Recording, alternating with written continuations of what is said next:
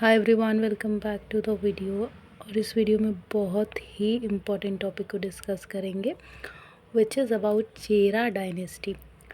देखिए, south India के अंदर कुछ डायनेस्टी इस्टेब्लिश हुई थी जो कि ज़्यादा पैमाने पे तो नहीं बढ़ी थी, जैसे मुग़ल एम्पायर हो गया या दिल्ली सल्तनत हो गया या विजयनगर एम्पायर हो गया। इन सब का बहुत लॉन्ग लास्टिंग इम्पैक्ट है इंडिया के अंदर। इम्पैक्ट इसका भी है, चेरा डायनेस्टी का भी है, पर ये ज़्यादा फ्लरिश नहीं कर पाई थी।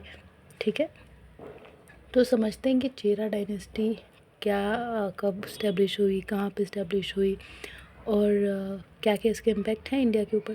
ठीक है, चेरा डायनेस्टी की जब हम बात करते हैं ना, ये साउथ इंडिया में इस्टेब्लिश हुई थी। केरला एंड तमिलनाडु आज के रीजन है जहाँ पे ये डायनेस्टी इस्टेब्लिश हुई थी उस टाइम पे। मतलब चेरा डायनेस्टी जिस जगह पे इस्टेब्लिश हुई थी, आज के करंट टाइम पे वो जगह है केरला एंड तमिलनाडु। तो साउथ इंडिया में हुई थी, तो ये बेसिकली साउथ इंडियन डायनेस्टी भी है। और ये संगम एज के टाइम पे 3 डायनेस्टी साथ साथ स्टैब्लिश हुई थी, चोला, चेराज एंड पांड्यास। तो ये तीनों डायनेस्टी आपस में लिंक्ड हैं क्योंकि इन तीनों ने वन बाय वन एक दूसरे को सक्सीड किया था, राइट, बाय इन एक दूसरे को हरा के सक्सीड किया होगा। सो इसके अगर बात करें तो चेरा डायनेस्टी में, तो चेरा डायनेस्टी जो है ये भी 3 फेजेस में बटी थी। अर्ली चेरास, सेकेंड जो था वो था Kula Shekhar, third is later Cheras.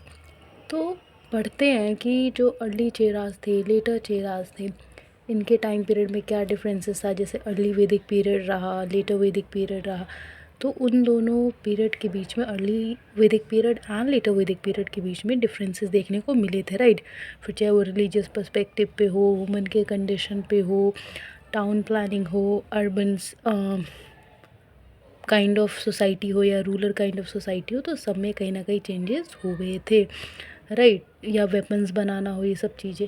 जैसे आयरन एज भी शुरू हो गया था लीटर वैदिक के टाइम पे, राइट। तो उसी तरीके से जो चेरा डायनेस्टी, उसमें अर्ली चेरास का अगर हम बात करें तो उसमें जो सबसे पहले रूलर थे वो थे उत्थियान, जिन्होंने उत्थियान चेरा लथम, जिन्होंने 1st सेंचुरी सी में रूल किया था अर्ली चेरा डायनेस्टी के अंदर।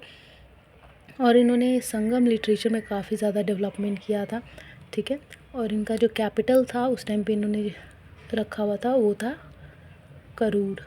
ऑल राइट, इसके अलावा अगर हम बात करें तो जो नेक्स्ट लीडर थे, नेक्स्ट एम्परर थे वो थे इमाया वरम्बन।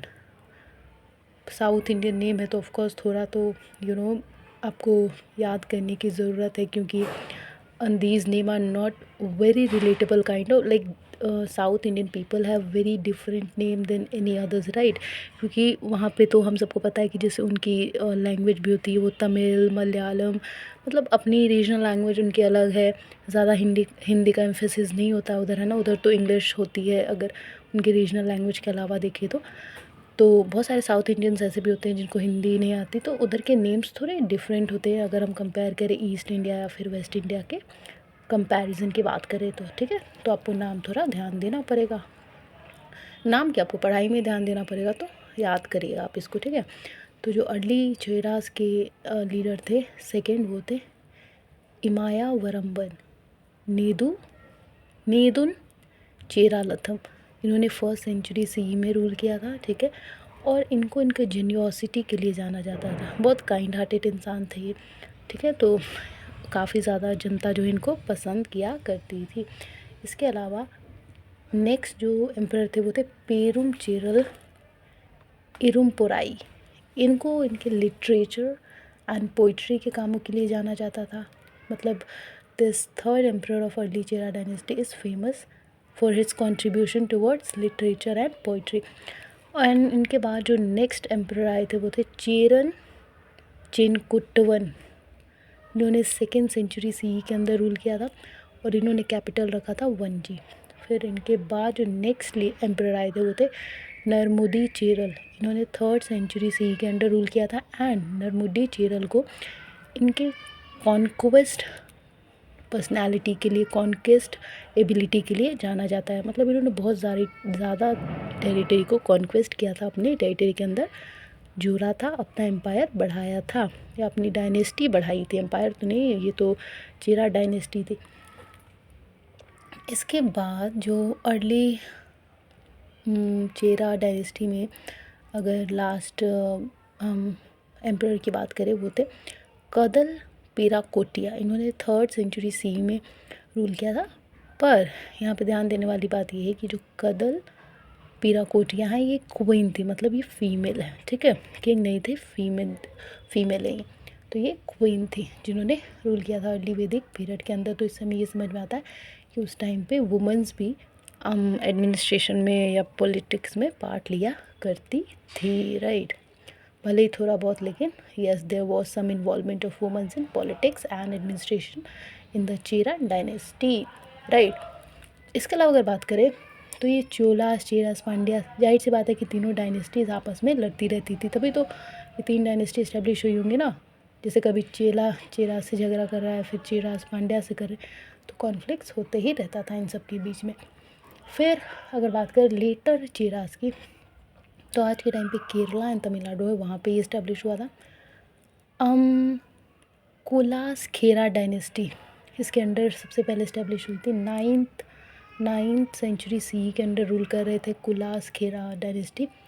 इन्होंने वैष्णविज़्म, जो विष्णु गॉड को ज़्यादा पूजते थे, उसको बढ़ावा दिया था, बात याद रखने वाली है। एंड कैपिटल की बात करें तो इन्होंने महोदयापुरम को अपना कैपिटल रखा था। आज के टाइम पे मॉडर्न डे में उसको गलूर कहते हैं, कोदुनगलूर, ठीक है, केरला में है ना। उदया मर्थंडला वर्मा। एंड ट्रेड जो है उस टाइम पे देखिए फॉरेन कंट्रीज़ के साथ भी इनका लिंक था लेटर चेरा डायनेस्टी का, और ये चाइना जैसी कंट्री के साथ भी ट्रेड करते थे। और कोलम एरा जो है इस टाइम पे स्टार्ट हुआ था। कोलम एरा क्या होता है? मलयालम का कैलेंडर सिस्टम, राइट। इसके अलावा अगर हम बात करें तो 11th सेंचुरी में लेटर चेरा डायनेस्टी जो थी, कहीं ना कहीं उसका डिक्लाइन होना शुरू हो गया था, डिक्लाइन हो गई थी। चोलास एंड चालुक्य जो थे, इनका आपस में झगड़ा होता, मतलब ये लोग इसका इन्वेजन करते थे। Cholas and Chalukya Chera dynasty का इन्वेजन करते थे, और ये एक कारण था, मोस्ट इम्पॉर्टेंट कारण था चेरा डायनेस्टी का, जो लेटर चेरा डायनेस्टी है उसका डिक्लाइन होने का इन 11th सेंचुरी। इसके अलावा अगर हम बात करें आर्ट एंड आर्किटेक्चर की, तो संगम पोइट्री बहुत ज़्यादा डेवलप हुई थी चेरा डायनेस्टी के टाइम पे। रॉक कट केव टेम्पल्स भी बहुत सारे देखने को मिले, which shows that these people have a believe in Hindu tradition, Hindu religion. पर इससे पहले ये लोग थोड़ा द्रविडियन रिलीजन को भी मानते थे। एंड काफ़ी सारे टेम्पल्स भी बनाए गए थे चेरा डायनेस्टी के टाइम पे, ठीक है। इसके अलावा कुलशेखरा लिटरेचर बहुत सारा प्रमोट किया था इन्होंने बहुत सारे पोइट्स को पेट्रोनाइज भी किया चेराज ने। रामचरित्र एंड भगवद गीता मलयालम में, याद रखिएगा, रामचरित्रम एंड भगवद गीता पर मलयालम लैंग्वेज में भी चेरा डायनेस्टी की ही देन है इंडिया को, या साउथ इंडिया को हम कह सकते हैं, साउथ इंडिया को बेसिकली, क्योंकि मलयालम लैंग्वेज में था तो people of south Indian was able to easily understand the book which is Ramacharitram and Bhagavad Gita, जो कि चेरा डायनेस्टी के टाइम पे प्रोड्यूस हुआ था। And people of Kerala and Tamil Nadu can easily have access of it. So south India में इसका बहुत ज़्यादा इम्पैक्ट देखने को मिला था। इसके अलावा अगर बात करें, देखिए ट्रेड, कल्चर, लिटरेचर भी बहुत ज़्यादा डेवलप हुआ। ऑफ कोर्स कोई भी डायनेस्टी है, कोई भी एम्पायर है, तो वो एक तरीके का देश जैसा ही, आप समझ लीजिए ना, जहाँ पे हर चीज़, राजा जो है अपनी प्रजा को संभालता है, टेरिटरी उसका स्टेट है, और ट्रेड वगैरह कर रहा है, जिससे कमाई हो रही है, जिससे एम्पायर हैंडल कर रहा है वगैरह वगैरह। तो एक तरीके का एक कंट्री होती है एम्पायर, अगर हम समझे तो, जिसको, जैसे हमारे देश को, पूरे इंडिया को पीएम लीड करते हैं, उसी तरीके से एम्पायर को, डायनेस्टी को एक रूलर, एक एम्पायर रूल कर रहा होता है। Western coast of south India पे चेरा डायनेस्टी इस्टेब्लिश थी। इसका कैपिटल बहुत सारे रहे, ऑफ कोर्स टाइम के साथ किंग ने अपने सूटेबिलिटी के लिए चेंज किया, जैसे वंजी, करूर, ठीक है, ऐसे ऐसे चेंज होते रहे। इसके अलावा अगर बात करें क्लॉडियस रोटलेमी, ये 2nd सेंचुरी सी के अंदर, Pliny of elder, Greco Roman accounts, फिर केदापुत्तो, अशोकन इंस्क्रिप्शंस, ये सब कुछ फेमस आप कह सकते हैं एक तरीके का different what we can say phase है जो कि चेरा डायनेस्टी की टाइम पे हमें देखने को मिला। ठीक है, एडमिनिस्ट्रेशन की अगर हम बात करें तो सबसे पहले तो डिसेंट्रलाइज था।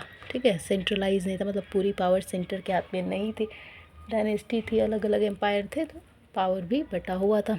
लोकल असेंबलीज थी जिनको नाडू कहते थे, जो अपने अपने काम संभालती थी, अपने अपने कहाँ असेंबलीज, अपने अपने रीजन का।